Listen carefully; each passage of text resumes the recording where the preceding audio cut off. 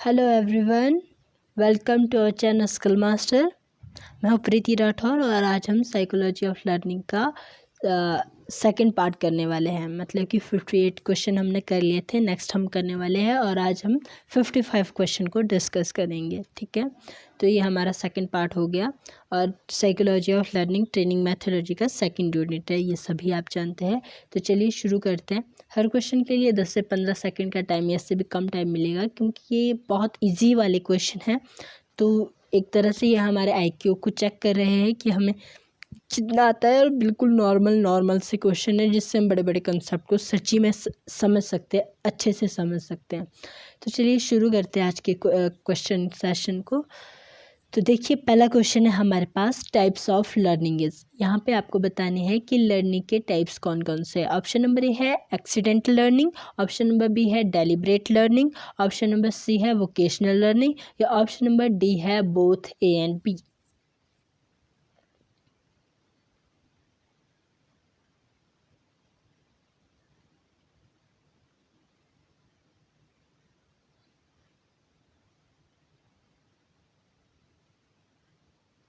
Very good. तो types of learning कितनी तरह की हमारे पास? 2 तरह की है। ऑप्शन नंबर डी हमारा आंसर हो जाएगा कि एक्सीडेंटल लर्निंग, और ऑप्शन नंबर बी है डेलिब्रेट लर्निंग, मतलब both A and B.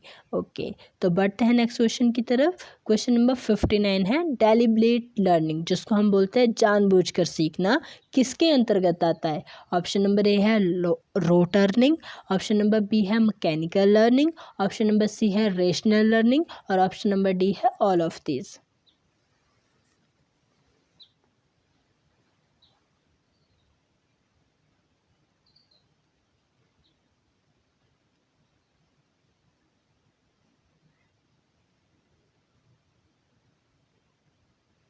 Very good, option number D हमारा आंसर हो जाएगा, ऑल ऑफ दिस। तो लर्निंग होती है हमारी 2 तरह की, एक एक्सीडेंटल लर्निंग और दूसरी डेलिब्रेट लर्निंग। एक्सीडेंटल लर्निंग को और हम किस नाम से जानते हैं? इंसिडेंटल लर्निंग के नाम से जानते हैं। एक्सीडेंटल को हम इंसिडेंटल भी बोलते हैं, जो किसी इंसिडेंट से हम सीखते हैं। ठीक है, किसी एक्सीडेंट से हम सीखते हैं तो वो हमारी एक्सीडेंटल लर्निंग या फिर इंसिडेंटल लर्निंग कहलाती है। सेकंड है हमारे पास डेलिब्रेट लर्निंग। डेलिब्रेट लर्निंग मतलब कि जानबूझकर सीखना, जिस वर्क को हम सीखना चाहते हैं उस चीज़ को सीखना, कौन सी लर्निंग कहलाती है? डेलिब्रेट लर्निंग कहलाती है। तो डेलिब्रेट लर्निंग है हमारी 3 तरह की, एक रोट लर्निंग, दूसरी ट्रायल एंड एरर लर्निंग, और थर्ड है रेशनल लर्निंग। तो ये ऑप्शन में हमारे पास कौन कौन सी दी है? रोट लर्निंग, मैकेनिकल लर्निंग और रेशनल लर्निंग। मैकेनिकल लर्निंग यहाँ पे किसके लिए कहा गया है? ट्रायल एंड एरर लर्निंग को। जो हमारी ट्रायल एंड एरर थ्योरी है वो कौन सी लर्निंग पे बनी है? मैकेनिकल लर्निंग पे बनी है, जिसमें हमने बिल्ली पर शोध किया था। ठीक है, तो अगर बात करें हम रोट लर्निंग की, तो रोट लर्निंग कौन सी होती है? जब हम बार बार किसी चीज़ को दोहराते हैं, ये बार बार किसी चीज़ को रटते हैं, समझते हैं। इसका यूज़ हम किसके ऊपर करते हैं? छोटे बच्चों के ऊपर करते हैं। बाय द वे, जो हमारे छोटी एज के बच्चे होते हैं, हम कैसे करते हैं? जब वो बहुत छोटी एज के होते हैं तो उन्हें समझ नहीं होती है कि कौन सी चीज़ क्या है, बट हम उन्हें रटा देते हैं। जैसे एक 2-2.5 साल का बच्चा है, उसने फ़िलहाल के लिए अभी अभी बोलना ही सीखा है, बट हम उसको क्या कर देते हैं? पहले हम उसको मम्मी पापा बोलना रटा देंगे, फिर भाई बहन बोलना रटा देंगे, भैया बोल, बुआ बोल, मामा बोल। ठीक है, तो इस तरह से वो जो करता है उसको क्या कहते हैं? रोट लर्निंग कहते हैं। उससे रट रट के सिखाया जाता है कि ये आपकी ममा है, इसको ममा बोलिए। ठीक है, और साथ ही साथ में रोट लर्निंग के अंदर क्या आता है? जब हम उनको एजुकेशनली कोई चीज़ सिखा रहे होते हैं, जैसे छोटा सा बच्चा है, हम उसको यूनिट सिखा देंगे, गिनती सिखा देंगे, 1 से 100 तक गिनती सिखा देंगे, या ABC सिखा देंगे, A से Z तक, और आ सिखा देंगे। तो जो हमारा बच्चों के साथ फोकस रहता है उसको हम किस तरह से समझाते हैं? रोट लर्निंग के थ्रू सिखाते हैं, बार बार रट कर सिखाते हैं। ठीक है, तो सेकंड है हमारे पास मैकेनिकल लर्निंग, जिसके अंदर आती है हमारी ट्रायल एंड एरर थ्योरी आती है, या ट्रायल एंड एरर लर्निंग आएगी। जिसके अंदर क्या था कि एक बिल्ली थी, बिल्ली को बॉक्स के अंदर बंद किया गया था, और फिर उसको क्या किया जा रहा था कि ज़रा वो किस तरह से बाहर आती है, खाना बाहर रखा गया था तो वो उस खाने को खाने के लिए बाहर कैसे आएगी। तो वो अब अपने हाथ पैर जब मार रही थी तो क्या हो रहा था, गलती से उसका बटन प्रेस हो रहा था और उसका दरवाज़ा खुल गया और वो बाहर आ गई। तो उसने क्या समझा कि मतलब कि बार बार उसने गलती की, पहले उसने इधर उधर लगाए तब उसको कोई फ़र्क नहीं पड़ा, बट जब उसने सही बटन को प्रेस कर दिया तो उसका दरवाज़ा खुल गया और वो बाहर आ गई। ऐसा उसके साथ 2-4 बार किया गया तो उसने क्या किया, समझा कि अच्छा यहाँ पे अगर मैं इस बटन को प्रेस करती हूँ तो मेरा डोर जो है ओपन हो रहा है। तो वो कौन सी थी, ट्रायल एंड एरर। ट्रायल मतलब को क्या कर रही थी, ट्राई कर रही थी, कोशिश कर रही थी और उससे गलतियाँ हो रही थी और उसने अपनी गलतियों से सीखा। तो 3 बार रिपीट करने के बाद उसने क्या कर दिया था, वो समझ गई थी कि अगर मैं इस बटन को प्रेस करती हूँ तो मैं बाहर जा सकती हूँ। ठीक है, तो ये कौन सी लर्निंग थी हमारी, ट्रायल एंड एरर लर्निंग। और थर्ड है हमारी रेशनल लर्निंग। रेशनल लर्निंग कौन सी होती है, होती ये भी जानबूझकर सीखने वाली है। इसमें भी हम प्रैक्टिस कर रहे हैं, बट हम क्या कर रहे हैं, हम हर चीज़ को समझते हैं। समझने से क्या होता है, अगर हम किसी चीज़ को समझेंगे तो जो हमारी कॉमन सेंस होती है उसमें सुधार आ जाता है, हमारी अच्छी कॉमन सेंस बन जाती है और हम सेल्फ डिसीज़न ले सकते हैं, स्वयं निर्णय ले सकते हैं। ठीक है, और जो हमारी सेल्फ डिसीज़न की एबिलिटी होती है वो और ज़्यादा डेवलप हो जाती है। और क्या होता है, बाय द वे अगर हमने किसी चीज़ को सीखा है, ठीक है, तो क्या होगा, सीखने के बाद हमें क्या मिलेगी, खुशी मिलेगी। बाय द वे हमने किसी वर्क को कर दिया, किसी चीज़ को सीखा और किसी वर्क को डन कर दिया तो हमारा कॉन्फिडेंस जो है इंक्रीज़ हो जाता है। ठीक है, अगर हम बोल सकते हैं कि जो आपकी ट्रायल एंड एरर थ्योरी है, अगर ट्रायल एंड एरर लर्निंग आप करते हो तो आपको ज़्यादा टाइम लगेगा क्योंकि आपसे बहुत सी गलतियाँ होंगी। बट अगर आप रेशनल लर्निंग करते हो तो रेशनल लर्निंग के अंदर क्या होती है कि हम लोग सोच समझ के किसी काम को कर रहे हैं। जब हम किसी चीज़ को सोच समझ के करते हैं तो वो परमानेंट लर्निंग हो जाती है। ठीक है, तो रेशनल लर्निंग कौन सी लर्निंग कहलाती है, परमानेंट लर्निंग भी कहलाती है। ठीक है, परमानेंट लर्निंग में क्या होती है कि हमारे पास टाइम जो है फिक्स होता है और एक टाइम पीरियड के अंदर हम इस लर्निंग को कंप्लीट कर देते हैं। और क्या होता है इसमें, जो हमारे टीचर है वो हमारा मार्गदर्शन करते हैं, किसके अंदर, रेशनल लर्निंग के अंदर।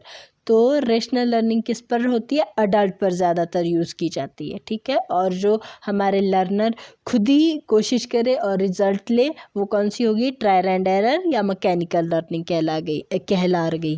कहला रही है। ठीक है, तो चलते हैं नेक्स्ट क्वेश्चन की तरफ। बट एक बात और ध्यान रखने वाली है, जो हमारी रेशनल लर्निंग होती है उसमें टीचर का सब्जेक्ट मैटर बहुत अच्छा होना चाहिए, उसे सब्जेक्ट की अच्छी नॉलेज होनी चाहिए। अगर हमारे पास सब्जेक्ट की अच्छी नॉलेज नहीं होगी तो लर्नर हमारी बात को नहीं सुनेंगे।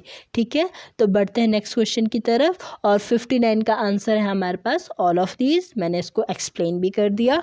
तो बढ़ते हैं नेक्स्ट क्वेश्चन की तरफ। क्वेश्चन नंबर 60 है हमारे पास, प्रिंसिपल ऑफ टीचिंग का सिद्धांत नहीं है। अब आपको बताना है इनमें से कि प्रिंसिपल ऑफ टीचिंग का कौन सा प्रिंसिपल इसमें नहीं दिया गया है, कौन सा इसमें से प्रिंसिपल नहीं है।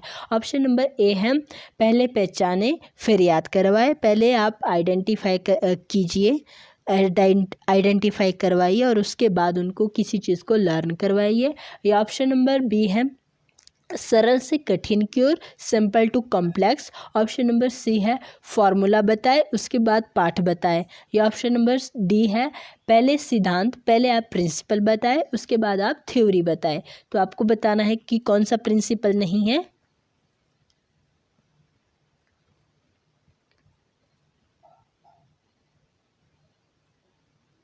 Very good, very good. Option number C हमारा प्रिंसिपल नहीं है, फॉर्मूला बताने के बाद पाठ बताए, ऐसा कोई प्रिंसिपल नहीं है हमारा प्रिंसिपल ऑफ टीचिंग का। ओके, बाकी ये तीनों हमारे प्रिंसिपल है। ठीक है, तो बढ़ते हैं नेक्स्ट क्वेश्चन की तरफ। क्वेश्चन नंबर 61 है, साइकोलॉजी के प्रकार है। यहाँ पे आपको साइकोलॉजी के प्रकार बताने हैं। तो ऑप्शन नंबर ए है general psychology, option number B है educational psychology, option number C है both A and B, option number D है none of this.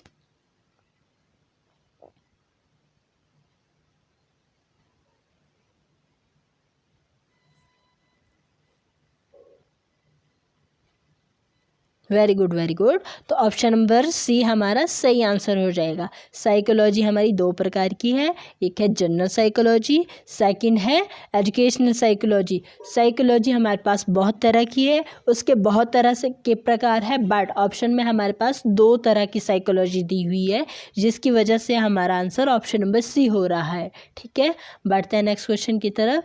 Question number 62 है, जनरल साइकोलॉजी से संबंधित है। अब आपको बताना है कि आपके ऑप्शन में से कौन सा ऐसा ऑप्शन है जो आपकी जनरल साइकोलॉजी से कनेक्टेड है, संबंधित है। ऑप्शन नंबर ए है व्यक्ति के व्यवहार और प्रकृति का अध्ययन।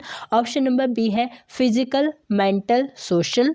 ऑप्शन नंबर सी है emotional, cultural, economical, conditional aspect. Option number D है all of these.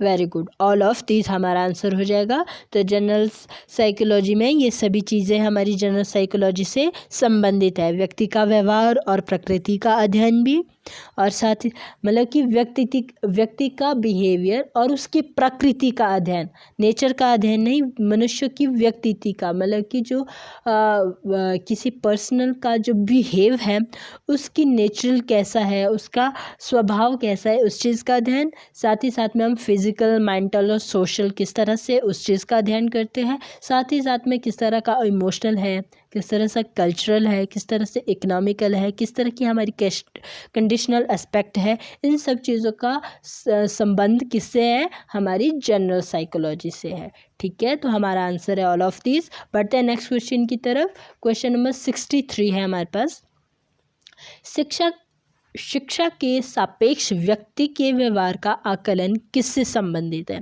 Option number A है general psychology, option number B है educational psychology, option number C है बोथ ए एंड बी, और option number D है none of these.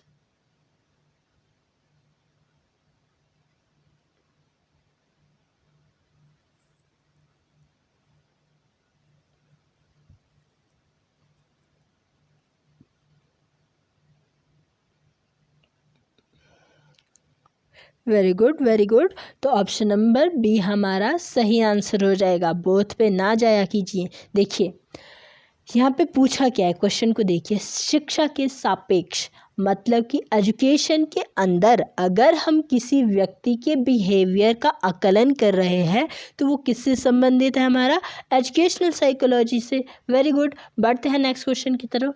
Question number 64 है, शिक्षा मनोविज्ञान के लिए दो आवश्यक तत्व है।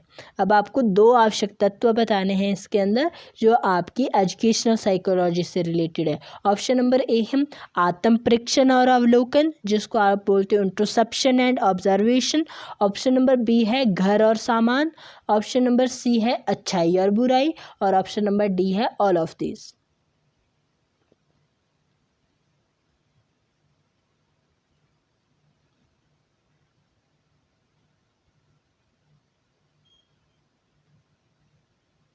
Very good very good. तो हमारे पास मनोविज्ञान की आवश्यक शिक्षा मनोविज्ञान की एजुकेशनल साइकोलॉजी को हम किस चीज़ से करते हैं, आत्मनिरीक्षण से और अवलोकन से। आत्मनिरीक्षण मतलब हम अपने ही थॉट पर अटेंशन देते हैं और ऑब्जर्वेशन करते हैं, इंट्रोस्पेक्शन करते हैं हम। ठीक है, आत्मनिरीक्षण, आत्म परीक्षण या इंट्रोस्पेक्शन या सेल्फ स्टडी आप जो भी कहो, और ऑब्जर्वेशन मतलब ऑब्जर्वेशन या अवलोकन। ठीक है, तो ये हमारे एजुकेशनल साइकोलॉजी को कंसिडर करते हैं। ठीक है, तो बढ़ते हैं नेक्स्ट क्वेश्चन की तरफ। क्वेश्चन नंबर 65 है आपके पास, performance is. Option number A है skill plus attitude into knowledge, या ऑप्शन नंबर बी है knowledge plus skill into attitude, option number C है knowledge plus attitude into skill, option number D है skill plus knowledge plus attitude.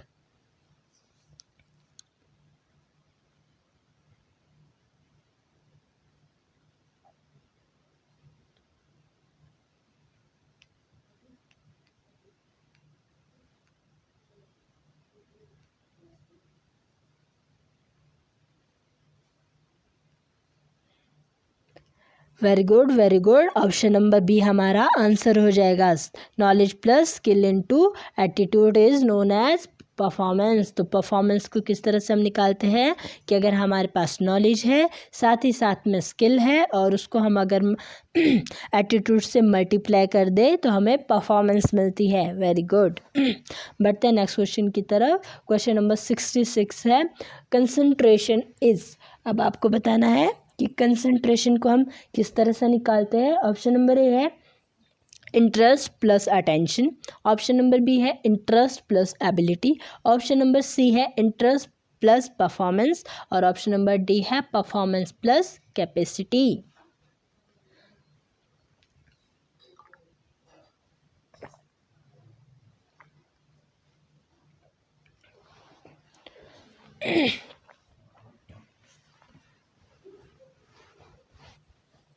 Very good, very good. तो concentration कैसे बनती है? हमें अगर कंसंट्रेशन करनी हो तो हम क्या करते हैं, सबसे पहले सब्जेक्ट मैटर में इंटरेस्ट पैदा करते हैं और अटेंशन लगाते हैं, ठीक है। तो interest plus interest is equal to concentration. Very good. बढ़ते हैं नेक्स्ट क्वेश्चन की तरफ। क्वेश्चन नंबर 67 है हमारे पास, ट्रेनिंग किसे कहते हैं, प्रशिक्षण कहते हैं। इनमें से ऑप्शन नंबर ए, किसी विशेष क्षेत्र के लिए आवश्यक ज्ञान व दक्षता के विकास की प्रक्रिया को, ऑप्शन नंबर बी है किसी कार्य को करने की इच्छा को, या ऑप्शन नंबर सी है बोथ ए एंड बी, और ऑप्शन नंबर डी है नन ऑफ दीज।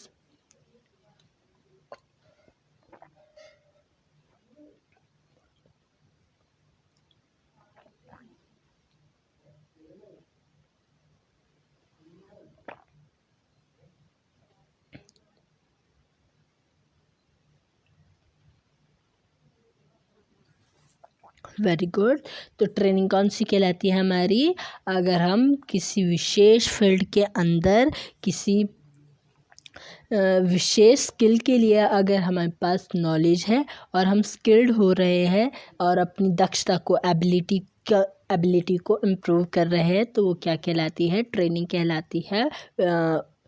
किसी विशेष क्षेत्र के लिए आवश्यक ज्ञान व दक्षता के विकास की प्रक्रिया को प्रशिक्षण कहा जाता है। तो ठीक है, बढ़ते हैं नेक्स्ट क्वेश्चन की तरफ। पर ऑप्शन को अच्छे से पढ़ा कीजिए, both of these, none of these या ऑल ऑफ दीज पर ना जाया कीजिए। बढ़ते हैं नेक्स्ट क्वेश्चन की तरफ। क्वेश्चन नंबर 68 है, एटीट्यूड इज। एटीट्यूड क्या है? ऑप्शन नंबर ए, किसी कार्य को करने की इच्छा शक्ति को एटीट्यूड कहते हैं, या ऑप्शन नंबर बी है पढ़ने की विधि को कहते हैं, या ऑप्शन नंबर सी है व्यवहार और ज्ञान प्राप्त करने की विधि को एटीट्यूड कहते हैं, या ऑप्शन नंबर डी है ऑल ऑफ दीज।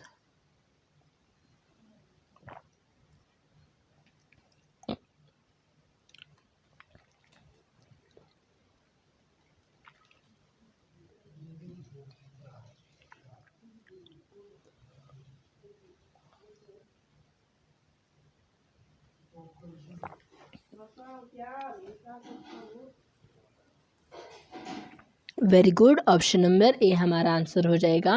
किसी कार्य को करने की इच्छा शक्ति को एटीट्यूड कहते हैं। बढ़ते हैं नेक्स्ट क्वेश्चन की तरफ। क्वेश्चन नंबर 69 है हमारे पास, इंस्टिक्ट। इंस्टिक्ट को आप स्वभाव भी कहते हो। इंस्टिक्ट आत्मबल से संबंधित है। Option number A cognitive, option number B affective, option number C cognitive, और option number D all of these.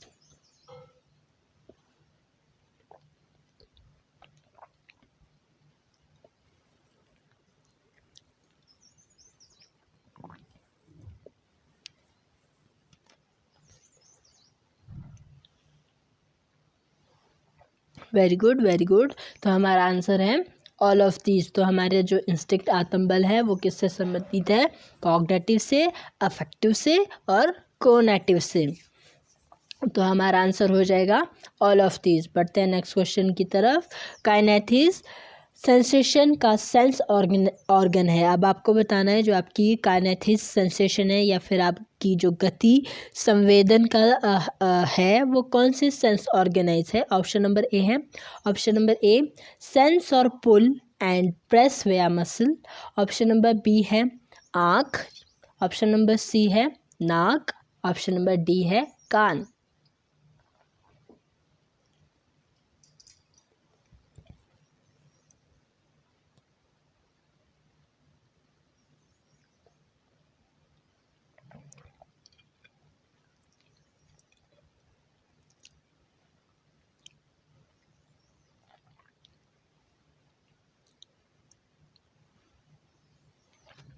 Very good.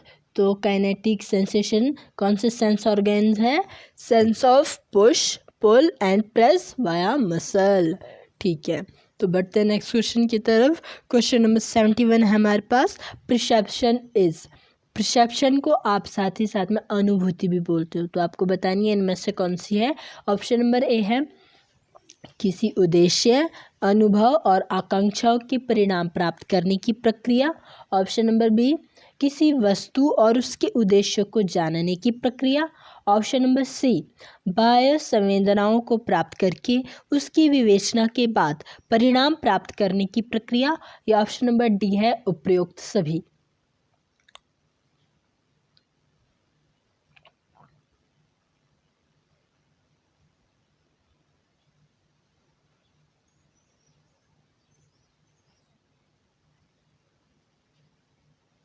Very good, all of these हमारा आंसर हो जाएगा।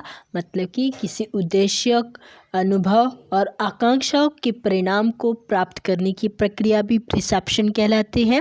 किसी वस्तु और उसके उद्देश्य को जानने की प्रक्रिया भी हमारी परसेप्शन कहलाती है।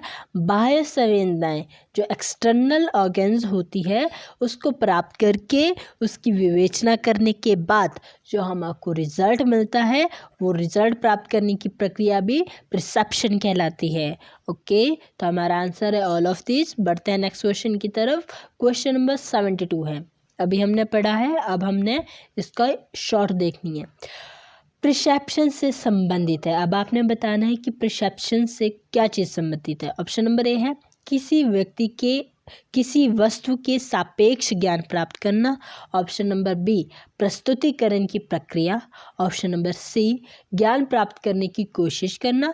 या option number D all of this, उपरोक्त सभी।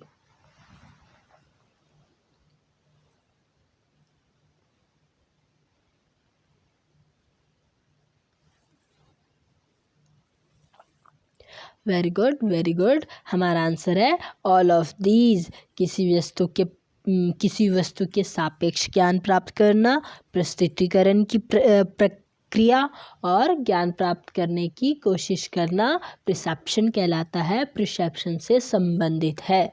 बढ़ते हैं नेक्स्ट क्वेश्चन की तरफ। क्वेश्चन नंबर 73 है हमारे पास, इंटरेस्ट इज, हिंदी में बोलेंगे रुचि है। ऑप्शन नंबर ए एक मनोवैज्ञानिक प्रवृत्ति जो हमारे ज्ञान को सुनिश्चित करती है। ऑप्शन नंबर बी रुचि किसी भी सामूहिक होने की प्रक्रिया है, रुचि किसी में समाहित होने की प्रक्रिया है। ऑप्शन नंबर सी है गतिशील अवस्था में रुचि में इच्छा शक्ति होती है। Option number D all of these, उपरोक्त सभी।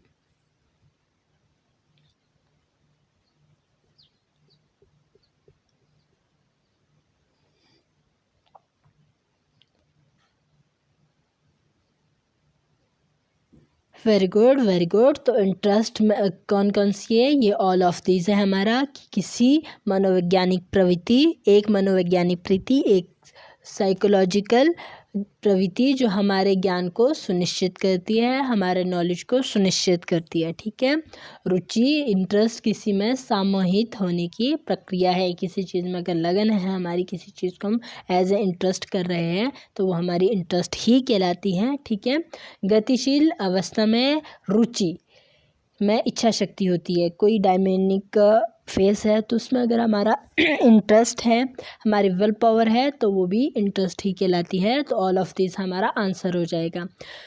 क्वेश्चन नंबर 74 है, इंटरेस्ट से संबंधित है। ऑप्शन नंबर एक रुचि व्यक्ति के हठ और अड़ियल व्यवहार के लिए उत्तरदायी होती है। ऑप्शन नंबर बी है व्यक्ति के सापेक्ष ज्ञान प्राप्त करने की प्रक्रिया। ऑप्शन नंबर सी वस्तु का आभास कराने की प्रक्रिया। या ऑप्शन नंबर डी है all of these.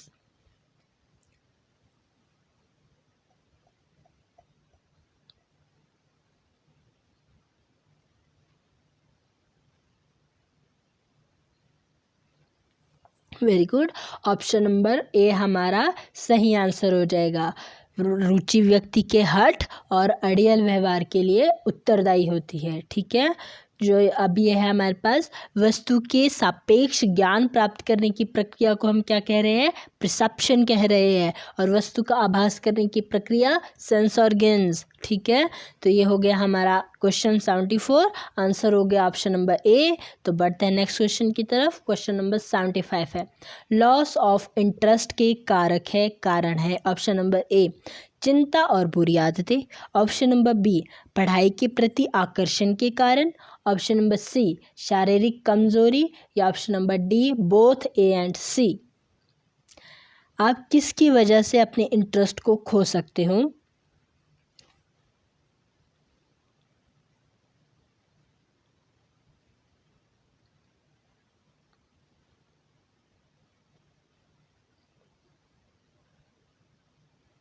Very good, तो option number D both A and C. अगर चिंता और बुरी आदतें, अगर हमको किसी चीज़ की टेंशन है, हमारे पास बैड हैबिट्स है, तो हम अपने इंटरेस्ट का लॉस कर सकते हैं।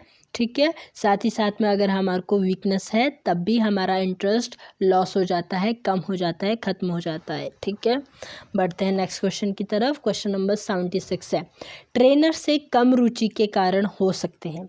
अगर एक ट्रेनर को कम रुचि है, कम इंटरेस्ट है, तो उसके कारण क्या हो सकते हैं? ऑप्शन नंबर ए है पढ़ाने का तरीका सही ना होना, ऑप्शन नंबर बी कमज़ोर व्यक्तित्व, ऑप्शन नंबर सी अपने विषय पर अच्छी पकड़ ना होना, या option number D both A and B.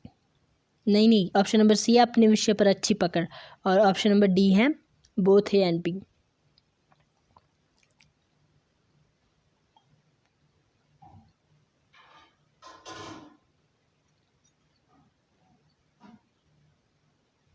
Very good, option number D हमारा आंसर हो जाएगा, बोथ ए एंड बी, कि अगर पढ़ाने का तरीका सही नहीं है और हमारी सब्जेक्ट मैटर में अच्छी पकड़ नहीं है, तो जो एक ट्रेनर है उसको पढ़ाने में कम रुचि होगी। ठीक है, नहीं, कमज़ोर व्यक्तित्व, ऑप्शन नंबर बी। अगर उसका ये पर्सनालिटी वीक है, साथ ही साथ में ये तीनों वजह बनती है, बट ऑप्शन नंबर सी में दिया है कि आपके विषय में अगर अच्छी पकड़ है, अगर आपका अच्छा सब्जेक्ट मैटर है, तो आपकी रुचि की कम होने की वजह नहीं हो सकती है, आपके इंटरेस्ट की कम होने की वजह नहीं हो सकती है। बट अगर आपके सब्जेक्ट में अच्छी पकड़ नहीं है, सब्जेक्ट मैटर की अच्छी नॉलेज नहीं है, तो वो हमारी कम रुचि की वजह हो सकती है, कम इंटरेस्ट की वजह हो सकती है। ठीक है, तो आई होप ये तो सभी को समझ आ गया होगा। बढ़ते हैं नेक्स्ट क्वेश्चन की तरफ। क्वेश्चन नंबर 77 है, अटेंशन इज। अटेंशन क्या है? ऑप्शन नंबर ए एक समय में एक ही विषय वस्तु पर मन के केंद्रित करने की प्रक्रिया, ऑप्शन नंबर बी पढ़ने में ध्यान लगाने की प्रक्रिया, ऑप्शन नंबर सी नाच नाच कर खाने की प्रक्रिया, ऑप्शन नंबर डी चाय पीने की प्रक्रिया।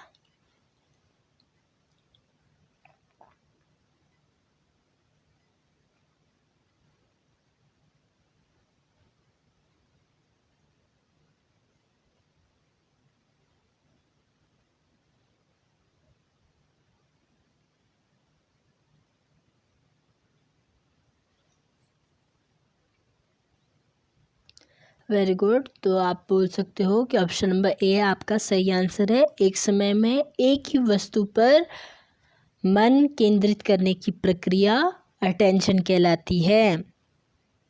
ठीक है, और पढ़ने में ध्यान लगाने की प्रक्रिया कंसंट्रेशन कहलाती है, याद रखना।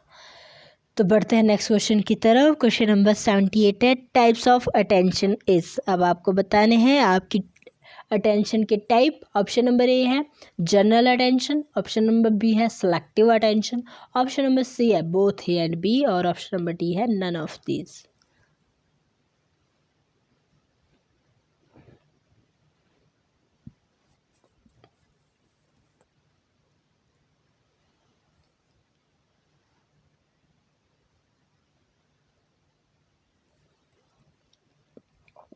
Very good, very good, option number C हमारा आंसर हो जाएगा।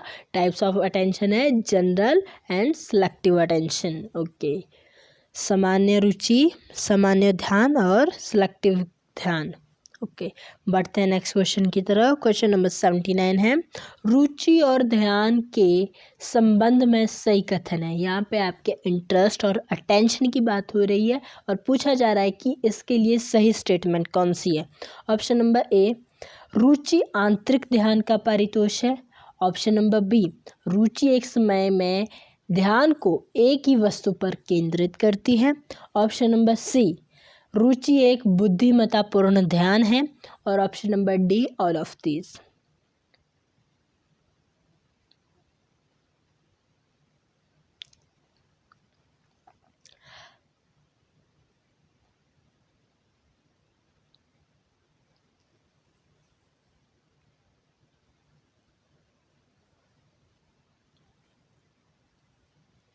Very good, all of these हमारा आंसर हो जाएगा। तो जो इंटरेस्ट है, जो हमारा आंतरिक ध्यान का पारितोष का मतलब होता है ग्रांटिफिकेशन, ठीक है। और ऑप्शन नंबर बी क्या बताया इसने कि जो आपका इंटरेस्ट है, आप एक ही टाइम में एक ही वस्तु पर अगर आप अपनी अटेंशन को बनाए रखते हो तो वो भी आपका इंटरेस्ट और मतलब कि दोनों आ गए इसमें, आपका इंटरेस्ट और अटेंशन। और ऑप्शन नंबर सी है कि रुचि एक बुद्धिमत्तापूर्ण ध्यान है। ये दोनों किस तरह से कनेक्ट है, देखिए आपकी रुचि और इंटरेस्ट किस तरह से कनेक्टेड है। रुचि आंतरिक ध्यान का परितोष है, ग्रांटिफिकेशन है। और रुचि एक ही समय में ध्यान को एक ही वस्तु में केंद्रित करती है, मतलब कि जो हमारा इंटरेस्ट है और किसी चीज़ पे हमने अटेंशन लगाए रखनी है, किसी चीज़ को, किसी वस्तु पर हमने अटेंशन बनाए रखनी है, तो रुचि उस चीज़ को क्या करती है, केंद्रित करती है। इंटरेस्ट केंद्रित करता है हमारे ध्यान को एक ही समय में एक ही वस्तु पर, ठीक है। और रुचि एक बुद्धिमत्तापूर्ण ध्यान है, ठीक है। तो बढ़ते हैं नेक्स्ट क्वेश्चन की तरफ। क्वेश्चन नंबर 80 है, हैबिट इज। अब आपको बतानी है हैबिट क्या है। ऑप्शन नंबर ए, हैबिट एक स्वाभाविक साइकोलॉजी है। ऑप्शन नंबर बी, समय पर खाना खाने की प्रवृत्ति ही आदत है। या ऑप्शन नंबर सी, टीवी देखने की प्रक्रिया को आदत कहते हैं। या option number D, all of these.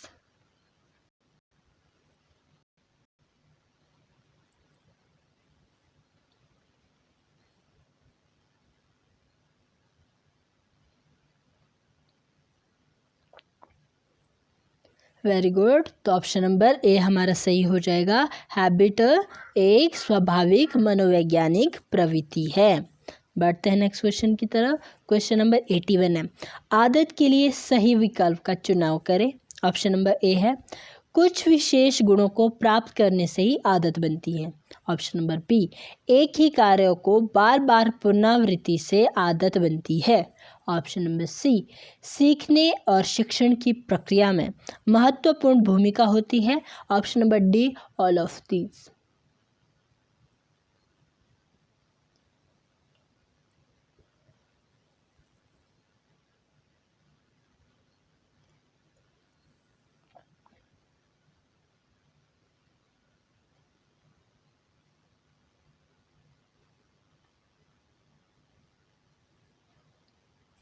Very good, all of these हमारा आंसर हो जाएगा। कुछ विशेष गुणों को प्राप्त करने से ही आदत बनती है, और एक ही काम को बार बार करना, पुनरावृत्ति करने से आदत बनती है, और सीखने और शिक्षण की प्रक्रिया में हमारी आदत का महत्वपूर्ण भूमिका निभाती है। जो हमारी आदतें होती है वो मेन रोल प्ले करती हैं। तो हमारा आंसर ऑल ऑफ दीज हो जाएगा।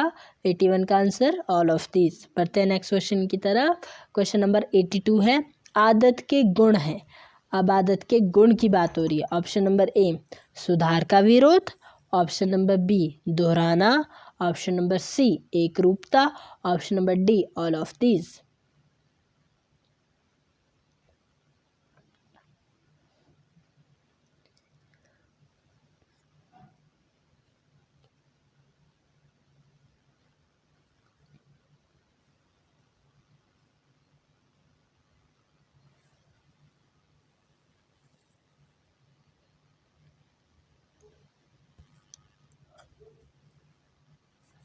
वेरी गुड, तो ऑल ऑफ दीज हमारा आंसर हो जाएगा।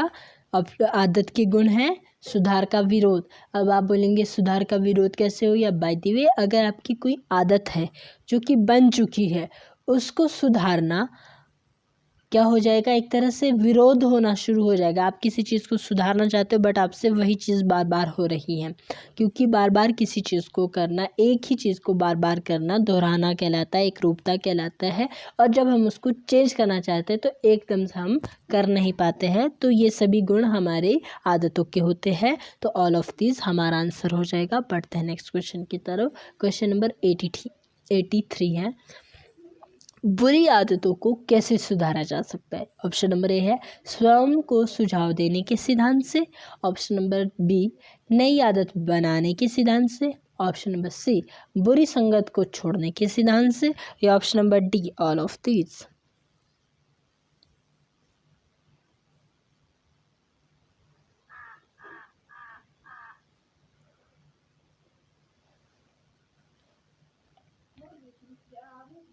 Very good very good, all of this हमारा आंसर हो जाएगा। तो बुरी आदतों को हम कैसे सुधार सकते हैं, खुद को खुद ही क्या करना है, सुझाव देना है, ठीक है, अपनी नई नई आदतें बनानी है, बुरी संगत को छोड़ देना है, ठीक है। तो बुरी आदतों को सुधारने के कुछ सिद्धांत दिए हैं। एक सिद्धांत है कि आप खुद को स्वयं सुझाव दें, आप पुरानी आदतों को छोड़कर नई आदतें बनाएं, जो आपकी बुरी संगत है उसको छोड़ दें, ठीक है।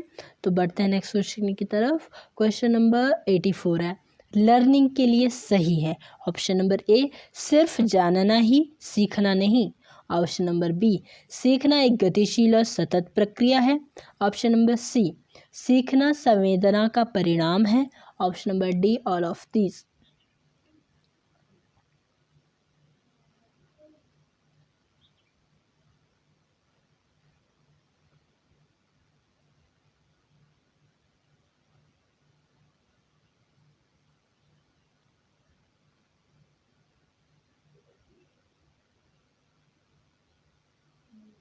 वेरी गुड, तो आपका आंसर क्या होना चाहिए था, बोथ बी एंड सी। आपने क्या किया, ऑल ऑफ दीज, क्योंकि आपके पास ऑप्शन ही नहीं था, ठीक है। अगर हम बोले कि लर्निंग के लिए सही नहीं है, सिर्फ जानना ही, सीखना नहीं, अगर हम ऑल ऑफ दीज बता रहे तो क्या ऑप्शन नंबर ए हमारा सही है, नहीं ना। सिर्फ जानना ही, सीखना नहीं, क्या लर्निंग सीखना नहीं होती है, सिर्फ जानना ही होती है, नहीं ना। तो हमारा आंसर क्या होना चाहिए था, हमारे पास ऑप्शन होना चाहिए था कि बोथ बी एंड सी, ठीक है। तो यहाँ पे ध्यान रखने वाली बात है, यही हमारा जनरल आईक्यू है, ठीक है। तो लर्निंग के लिए सही है बोथ बी एंड सी। तो बढ़ते हैं नेक्स्ट क्वेश्चन की तरफ। क्वेश्चन नंबर, इसको आप 85 भी नहीं बोल सकते हो, ये एक्स्ट्रा क्वेश्चन था, अगर कोई मिस हो गया होगा तो इसको हम लगा देंगे। इसको समझिएगा, शायद इसका आंसर की में नहीं मौजूद होगा।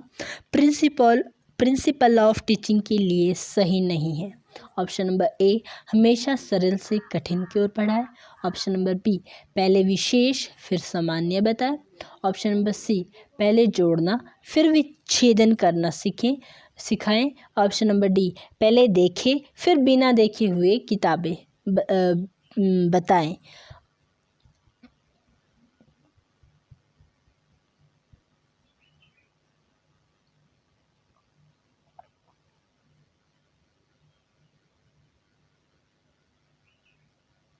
वेरी गुड वेरी गुड, तो इसमें से कौन सा ऑप्शन हमारा हो जाएगा कि पहले देखे फिर बिना देखे बताएं। ये सिद्धांत हमारा प्रिंसिपल ऑफ टीचिंग नहीं है, सिंपल टू कॉम्प्लेक्स भी है, ठीक है। पहले विशेष फिर सामान्य बताए, कि पहले जो आपकी विशेष चीज़ है पहले वो बताए, जो सिंपल है उसको बाद में बताए, मतलब कि जो मेन है उसको पहले बताए, जो मेन नहीं है उसको बाद में बताए, ठीक है। पहले जोड़े, पहले आप जोड़ना सिखाए उसके बाद अलग करना सिखाए, ये हमारे प्रिंसिपल ऑफ टीचिंग है। बट पहले देखे और उसके बाद बिना देखे हुए बताए, ये हमारा प्रिंसिपल ऑफ टीचिंग नहीं है। तो क्वेश्चन नंबर 85 है हमारे पास। व्यक्तित्व शब्द जो कि लैटिन भाषा के शब्द पर्सनल से लिया गया है, तो आपको बताना है कि पर्सनैलिटी का, व्यक्तित्व का अर्थ क्या है। ऑप्शन नंबर ए मुखौटा। ऑप्शन नंबर बी अनुभव करना। ऑप्शन नंबर सी स्वयं में परिवर्तन करना। ऑप्शन नंबर डी है all of these.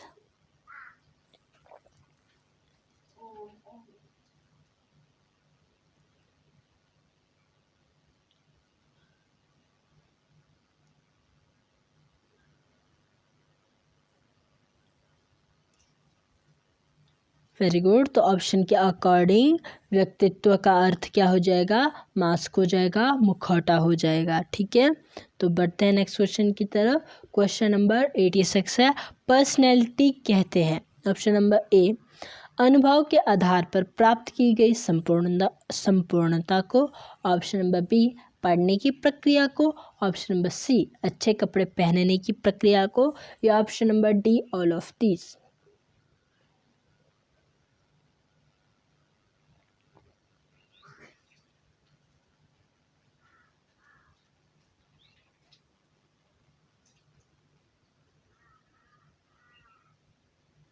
Very good.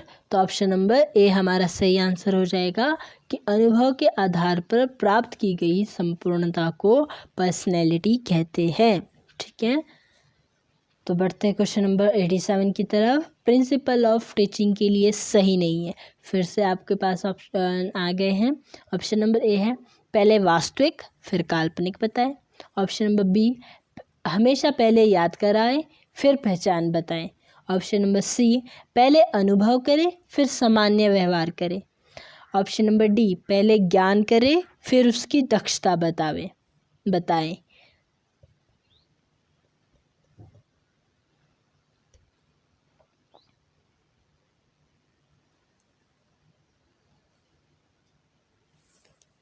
तो इनमें से कौन सा हमारा प्रिंसिपल ऑफ टीचिंग नहीं है?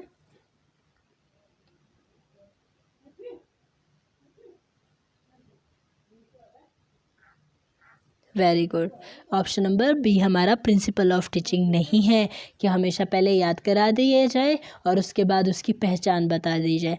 अगर हम पहले याद करा देंगे अपनी क्लासरूम के अंदर, पहले ही हम जो है रोट लर्निंग करवा देंगे, उसके बाद उसकी पहचान करवाएंगे, तो ये बुरी बात है। बाय द वे, अगर हमने कोई ऐसी चीज़ रट ली जो कि असल में गलत है, तो उस चीज़ को भूलना, उस चीज़ को अपने दिमाग से निकालना हमारे लिए मुश्किल हो जाएगा। हम वही गलती बार बार करते ही जाएंगे जो हमने एक बार सीख ली है। तो इसलिए ऐसा कभी नहीं करना है कि पहले याद कराना है उसके बाद उसकी पहचान करवानी है, बल्कि पहले पहचान करवानी है उसके बाद याद करवाना है। बढ़ते हैं नेक्स्ट क्वेश्चन की तरफ। क्वेश्चन नंबर 88 है, इसमें बताना है आपको प्रिंसिपल ऑफ टीचिंग का सही वाक्य है। ऑप्शन नंबर ए, पहले मुख्य लक्षण फिर छोटा उद्देश्य बताएं। ऑप्शन नंबर बी है, पहले एक एक करके फिर सामूहिक बताएं। ऑप्शन नंबर सी, पहले चित्र बनाकर फिर तथ्य समझाएं। और ऑप्शन नंबर डी है all of this, none of this.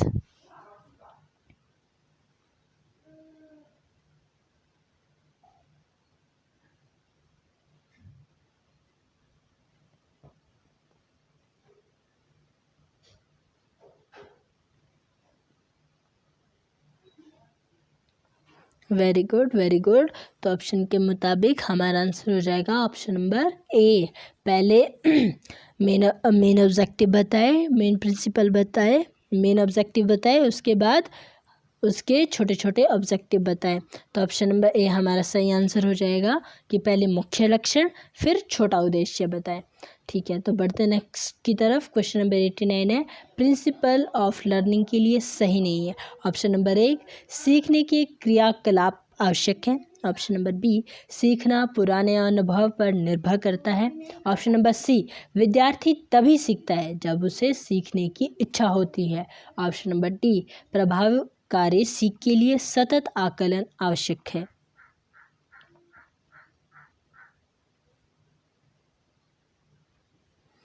तो इसमें से प्रिंसिपल ऑफ लर्निंग के लिए सही कौन सा ऑप्शन नहीं है आपका?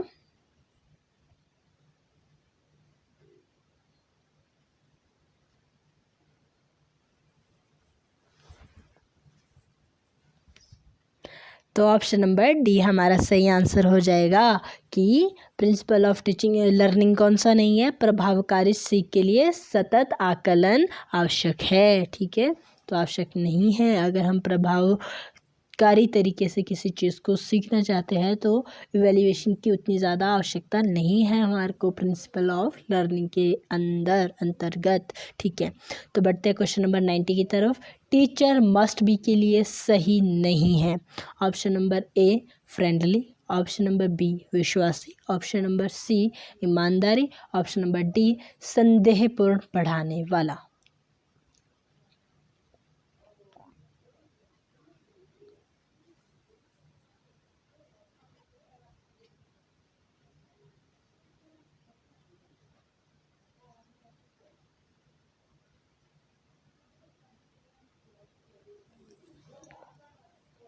Very good very good. तो एक टीचर को क्या नहीं होना चाहिए? संदेहपूर्ण पढ़ाने वाला नहीं होना चाहिए। अगर हम कुछ ऐसी टीचिंग करते हैं जिसके अंदर हमें खुद ही संदेह है, हम खुद ही उसको लेकर क्लियर नहीं है, तो इस तरह की टीचिंग हमें नहीं करनी चाहिए।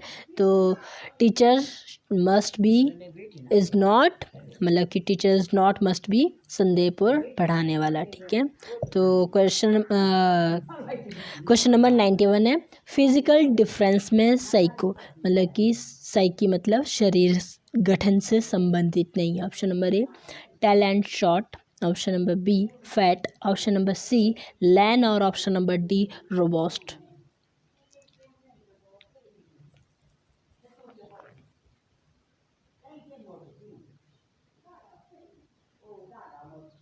Very good very good. तो आपकी साइकी से रिलेटेड कौन सा नहीं है? रोबस्ट, हष्ट-पुष्ट होना आपकी शरीर के कद-काठी से, मतलब कि शरीर के हष्ट-पुष्टता से नहीं रिलेटेड है। ठीक है, बाकी हम क्या कहेंगे?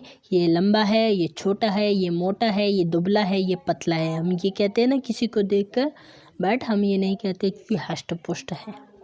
ठीक है, तो बढ़ते हैं नेक्स्ट क्वेश्चन की तरफ। फिजिकल डिफरेंस में हेल्थ संबंधित नहीं है। अब आपको फिजिकल डिफरेंस में बतानी है कि हेल्थ किससे संबंधित नहीं है। ऑप्शन नंबर एक है robust and strong, option number B good and normal, option number C ill, option number D organ sense, इंद्रिया जिसको हम कहते हैं, sense organ.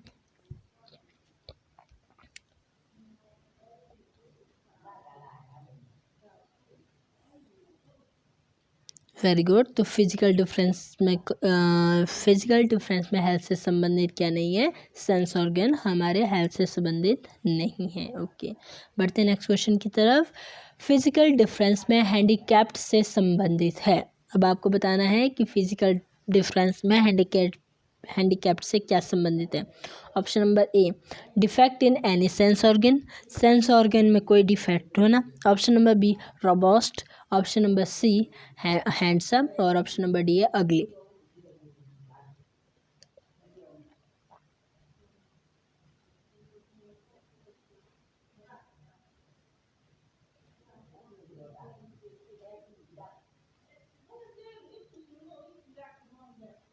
Very good, option number A defect in any sense organ हमारा handicapped से संबंधित है, जो आता है फिजिकल डिफरेंस के अंतर्गत। ठीक है, बढ़ते हैं नेक्स्ट क्वेश्चन की तरफ। क्वेश्चन नंबर 94 है, फिजिकल डिफरेंस में अपीयरेंस से संबंधित है। अब जो फिजिकल डिफरेंस है उसमें अपीयरेंस से क्या संबंधित है? Option number A attractive and robust, option number B friendly and ugly, option number D ill.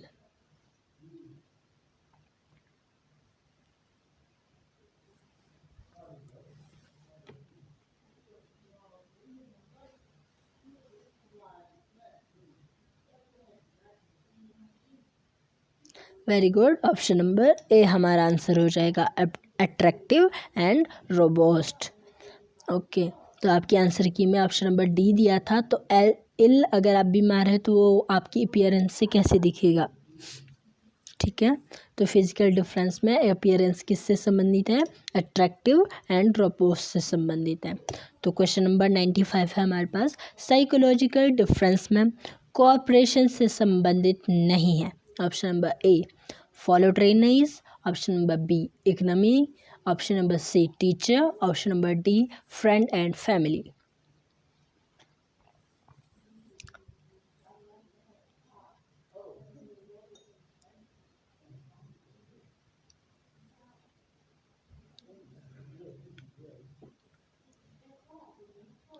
Very good, तो कोऑपरेशन से क्या संबंधित नहीं है? इकोनॉमी संबंधित नहीं है। ठीक है, तो बढ़ते हैं नेक्स्ट क्वेश्चन की तरफ। क्वेश्चन नंबर 96 है, फिजिकल डिफरेंस में फैमिली बैकग्राउंड से संबंधित नहीं है। अब आपको बताना है कि फैमिली बैकग्राउंड से आपकी फिजिकल डिफरेंस में क्या संबंधित नहीं है, किसका संबंध नहीं है। ऑप्शन नंबर ए है educational and social, option number B fellow trainers, option number C cultural and economical, और option number D political.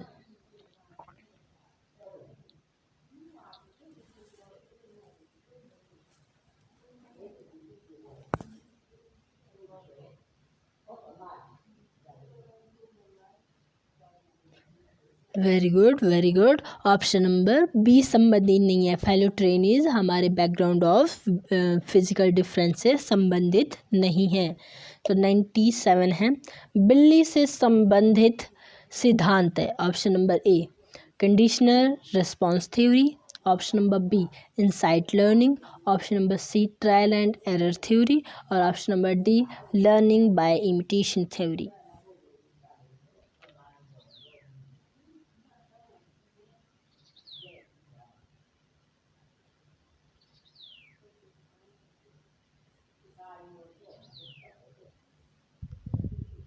Very good, very good.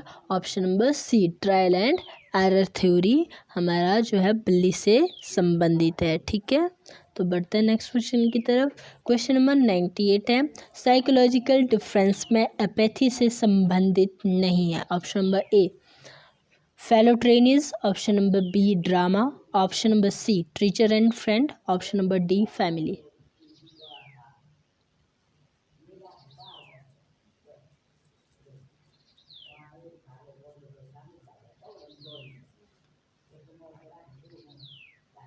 Very good. Option number B apathy से संबंधित नहीं है हमारे psychological difference के अंतर्गत। ठीक है, तो बढ़ते हैं नेक्स्ट क्वेश्चन की तरफ। क्वेश्चन नंबर 99 है, साइकोलॉजिकल डिफरेंस में सोशल हैबिट से संबंधित नहीं है।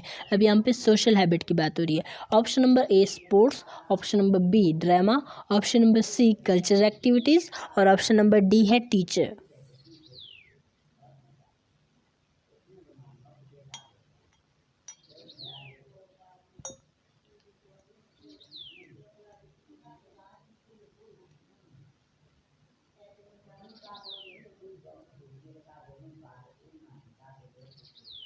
Very good, very good. तो जो आपका टीचर है वो सोशल हैबिट से संबंधित नहीं है आपकी साइकोलॉजी डिफरेंस के अंदर। ठीक है, बढ़ते हैं नेक्स्ट क्वेश्चन की तरफ।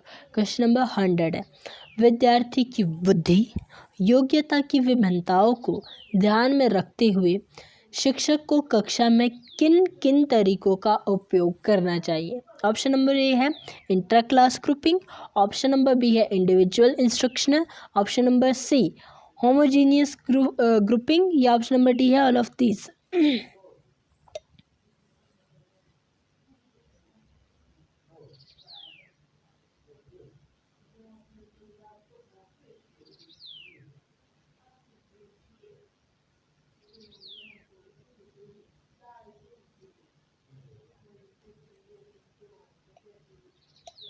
Very good, all of this हमारा आंसर हो जाएगा। ठीक है, जब एक टीचर है और वो क्या कर रहा है अपनी क्लास के अंदर स्टूडेंट के आईक्यू लेवल के आधार पर, उनकी एबिलिटी के आधार पर, और उनमें जो जो अलग अलग डिफरेंस उनमें है, इंडिविजुअलिटी जो उनमें है, उसके बेस पर जब एक टीचर अपनी क्लास की मैनेजमेंट करता है, अलग अलग तरह के ग्रुप बनाता है, तो वो इन तीनों तरह के ग्रुप बनाता है। Intra class grouping, individual instruction के लिए ग्रुप जो बनाता है, और homogeneous grouping. Intra class grouping क्या हुई, जब हम क्या कर रहे हैं इंट्रा क्लास के अंदर एक ही आईक्यू लेवल के जो हमारे स्टूडेंट है, मतलब कि जो आपका क्लास है उसको एक ही लेवल के स्टूडेंट जिनका एक सा आईक्यू लेवल है, उस तरह के 3 से 4 ग्रुप बना देना।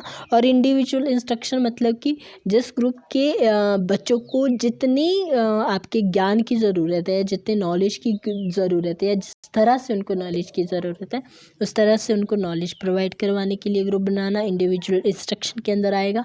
और होमोजीनियस ग्रुपिंग, होमोजीनियस ग्रुपिंग क्या होती है कि एक ही तरह की समझ आती है, मतलब कि एक ही तरह के जो व्यक्ति है वो एक ग्रुप के अंदर है, मतलब एक ही तरह के चट्टे बट्टे एक ग्रुप के अंदर आ जाएंगे। ठीक है। चट्टे बट्टे से हमारे क्या हो जाएगी, थोड़े से इजी हो जाएगा समझने के लिए।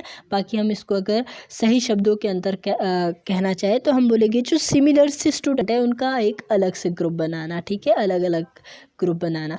तो बढ़ते हैं नेक्स्ट क्वेश्चन की तरफ। क्वेश्चन नंबर 101 है, 101 क्वेश्चन नंबर है आपके पास। Intra class grouping is related to, intra class जो आपकी ग्रुपिंग है वो किस चीज़ से रिलेटेड है। ऑप्शन नंबर ए, मध्यम एवं कमज़ोर कुशाग्र बुद्धि वालों को समान अवसर मिलता है, ठीक है। ऑप्शन नंबर बी, बुद्धि लेवल के अनुसार 2 या 3 ग्रुप में बांटना। Option number C, both A and B. और option number D, none of these.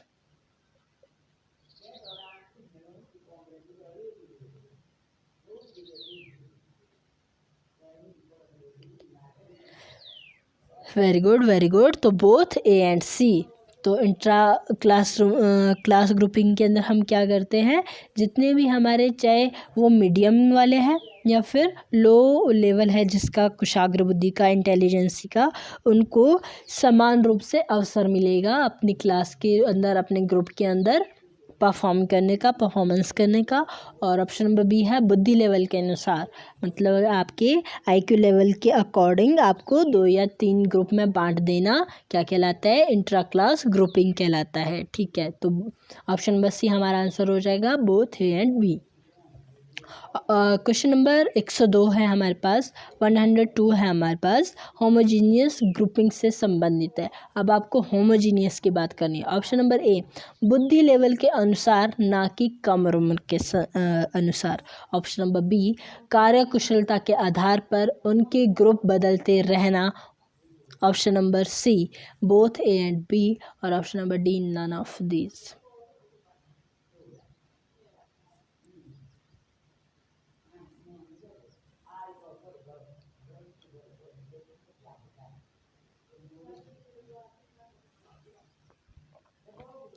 Very good, very good. Option number C, कि हम क्या करेंगे, आईक्यू लेवल के अनुसार बांटेंगे उनको ग्रुप में, ना कि उनकी एज के अकॉर्डिंग। और ऑप्शन नंबर बी है कि जिस व्यक्ति की जितनी कार्यकुशलता होगी, जितनी स्किल एबिलिटी होगी, उसके अनुसार उनके ग्रुप को बदलते रहना चाहिए। यह हमारा किसके अंतर्गत आता है, होमोजीनियस ग्रुपिंग के अंतर्गत आता है। ये किससे संबंधित है, होमोजीनियस ग्रुपिंग से संबंधित है, ठीक है। बढ़ते हैं नेक्स्ट क्वेश्चन की तरफ, बट उससे पहले समझ लेते हैं यहाँ पे। देखिए आपको पास 3 तरह की लर्निंग दी है। एक है आपकी नॉर्मल लर्निंग, नॉर्मल लर्निंग को आप एजुकेशन लर्निंग भी बोलते हो।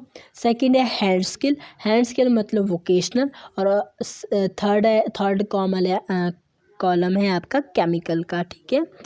तो देखिए जो हमारे सेंस ऑर्गन्स है वो होते हैं हमारे पास 5। एक होती है आइस, दूसरी होती है ईयर, तीसरी होती है स्किन मतलब कि त्वचा, और चौथी है नोज़, और पांचवी है आपके पास टंग, जीभ, ठीक है। तो देखिए अगर हमने नॉर्मल लर्निंग करनी है, किससे करनी है, आइज से करनी है।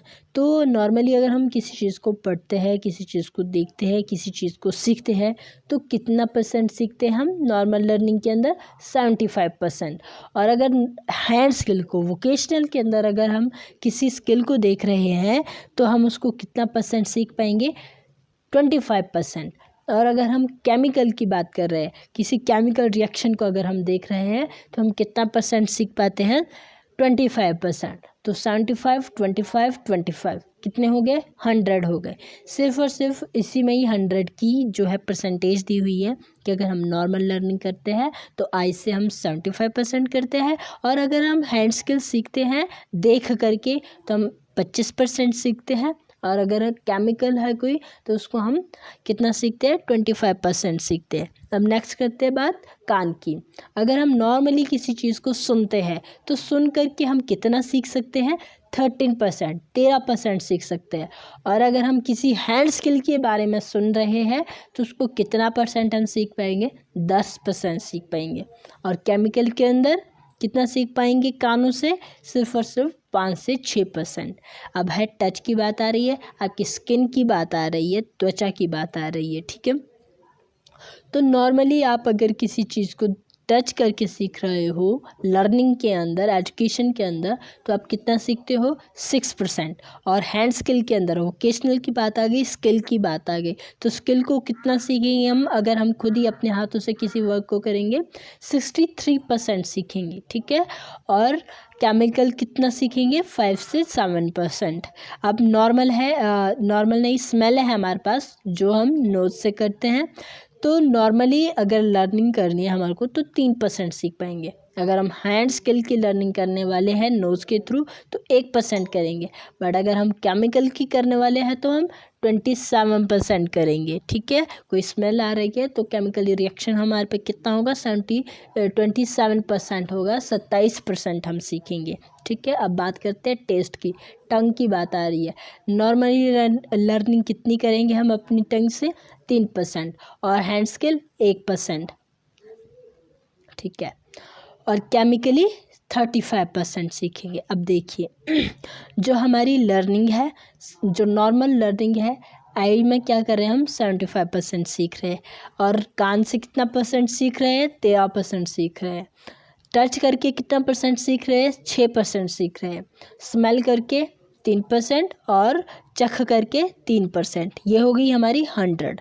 अब हैंड स्किल की बात करते हैं तो 25% हमने आँखों से सीखा, कानों से सुन के 10% सीखा, टच करके 63% सीखा, और स्मेल सूंघ के, मतलब कि जो फ्रेगनेंस आती है, और साथ ही साथ में टेस्ट से हमने 1% सीखा, ठीक है।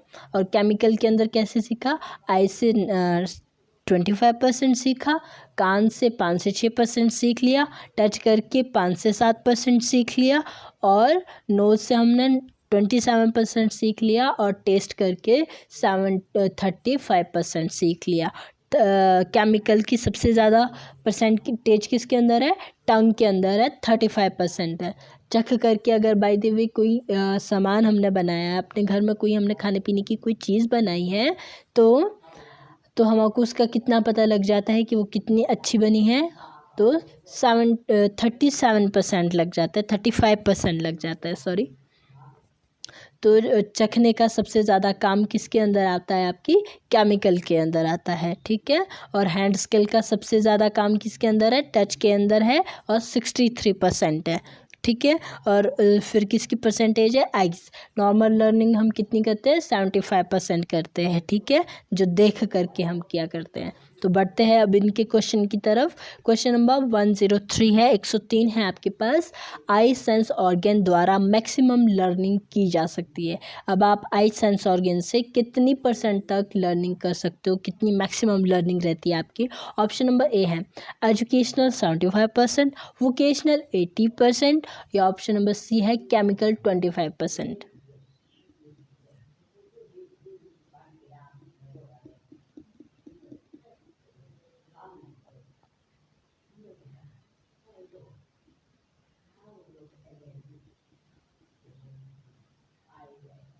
Very good. तो मैक्सिमम लर्निंग किसकी करते हैं हम, आइज के साथ, सेंसोरी गन के साथ एजुकेशनल 75% करते हैं। हाईएस्ट हमारी आई सेंस ऑर्गन की किस में है, आइज में है, एजुकेशन में है, जो हम 75% क्या करते हैं, ठीक है। बढ़ते हैं नेक्स्ट क्वेश्चन की तरफ। क्वेश्चन नंबर 4 है हमारे पास। ईयर सेंस ऑर्गन द्वारा मैक्सिमम लर्निंग की जा सकती है। कानों के द्वारा आप मैक्सिमम लर्निंग किसके अंतर्गत करते हो, एजुकेशन के अंदर करते हो, वोकेशनल के अंदर करते हो, या केमिकल के अंदर करते हो।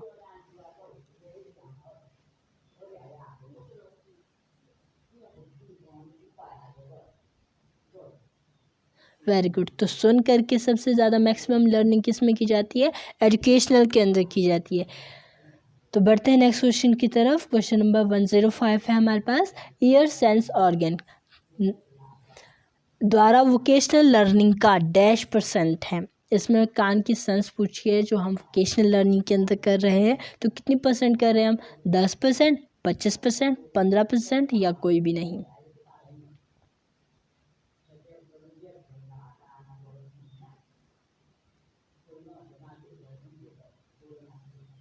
Very good very good.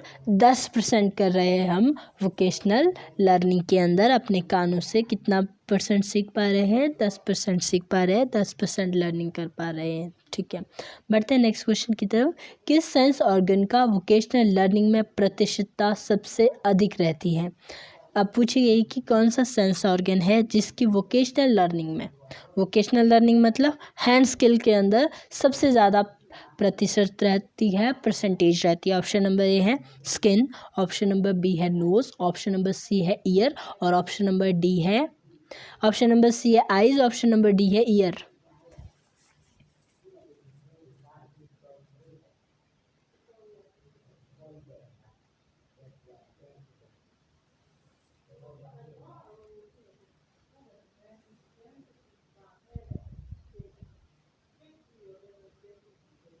Very good very good. तो सबसे ज़्यादा स्किन की परसेंटेज रहती है। ठीक है, किसी चीज़ को टच करके हम वोकेशनल लर्निंग को ज़्यादा सीख सकते हैं। ठीक है, वोकेशनल लर्निंग के अंदर सारा काम हमारा स्किन ही करती है, हमारे हैंड ही करते हैं।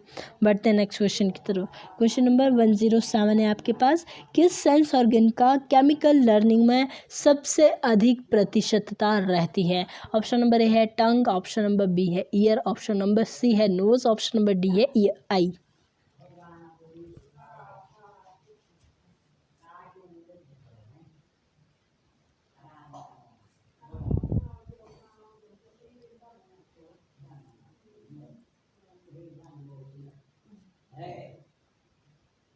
Very good very good. किसकी रहती है? टंग की रहती है। ठीक है, बढ़ते हैं नेक्स्ट क्वेश्चन की तरफ। किस सेंस ऑर्गन का एजुकेशन लर्निंग में सबसे कम परसेंटेज रहती है? एजुकेशन लर्निंग में कौन से सेंस ऑर्गन की सबसे कम परसेंटेज है? आइज की, नोज की, टंग की या बोथ बी एंड सी की?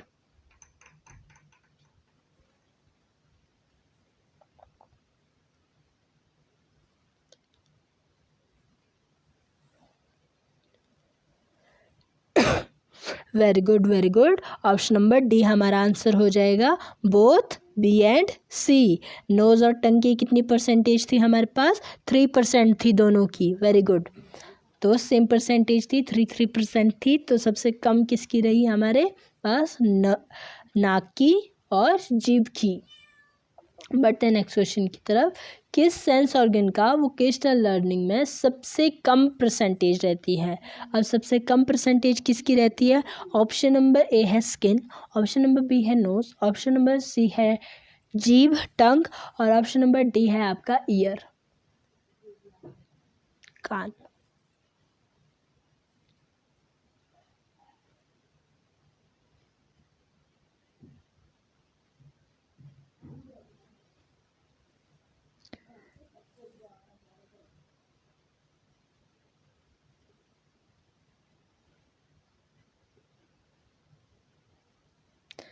Very good. हमारे नोज़ की और टंग की। जिसने भी नोज़ और टंग आंसर दिया है सही दिया है, क्योंकि अगर हमारे पास ऑप्शन में बोथ बी एंड सी होता तो हमारा आंसर बोथ बी एंड सी हो जाता है, क्योंकि नोज़ की और टंग की सेम परसेंटेज है हमारे पास, 1% है वोकेशनल लर्निंग के अंदर। ठीक है, तो बढ़ते हैं नेक्स्ट क्वेश्चन की तरफ। क्वेश्चन नंबर 110 है, फीलिंग इज। अब फीलिंग कब आती है? Option number A understanding plus thinking से, option number B thinking plus interest से, option number C ability plus interest से या ऑप्शन नंबर डी है ऑल ऑफ दिस।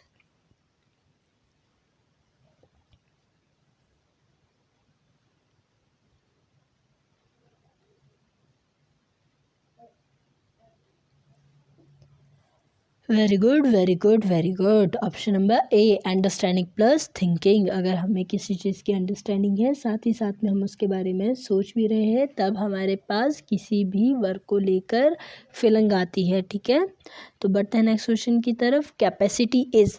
अब बताना है कैपेसिटी कौन सी है? अटेंशन प्लस इंटरेस्ट या एबिलिटी प्लस इंटरेस्ट या फिर नॉलेज प्लस एटीट्यूड या फिर knowledge plus skill into attitude.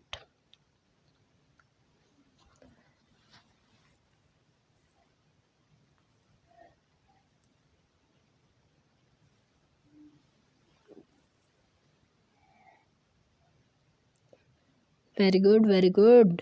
Option number B, ability plus interest is equal to capacity. तो क्वेश्चन नंबर 112 है आपके पास। क्वेश्चन नंबर 112 है आपके पास, पॉजिटिव लर्निंग। इसमें आपको पॉजिटिव लर्निंग का फेस बनाना है। ऑप्शन नंबर ए है आपके पास मोटिवेशन, नहीं, एक है मोटिवेशन, दूसरी है प्रतिक्रिया, प्रतिक्रिया मतलब कि रिएक्शन, और थर्ड है संवेदना की उपलब्धता, मतलब कि मेक श्योरिटी किसी चीज़ के बारे, नहीं, एबिलिटी ऑफ कंडेंसी, हाँ कंडेंसी, एबिलिटी ऑफ कंडेंसी, या फोर्थ है आपके पास सुनिश्चित मतलब मेक श्योर। तो ऑप्शन नंबर ए है आपके पास 1342, ऑप्शन नंबर बी है 1324, ऑप्शन नंबर सी है 4231, ऑप्शन नंबर डी है 1234।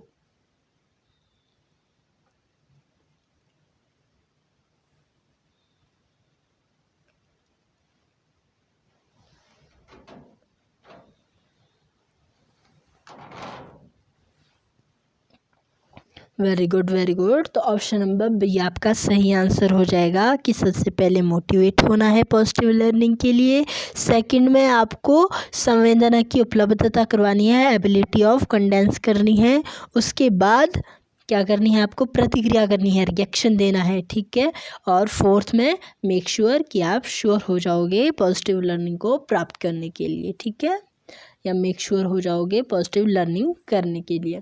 तो ये थे आज के हमारे क्वेश्चन, पूरे 55 क्वेश्चन। अगर इनमें किसी तरह का आपको डाउट हो तो आप पूछ सकते हो, कमेंट कर सकते हो, और आंसर की मैंने आपको अटैच करके दे दी है। किसी आंसर में आपको डाउट हो तो आप पूछ सकते हो। मैं ये अगर इसकी नीड है तो ग्रुप में शेयर कर दूँगी। बाकी ये बड़े इजी से क्वेश्चन है। तो इसके साथ हमारा सेशन कंप्लीट हो जाता है। हमारे साथ जुड़ने के लिए आपका बहुत बहुत धन्यवाद। Thanks for watching and bye bye all, take care all, have a nice day.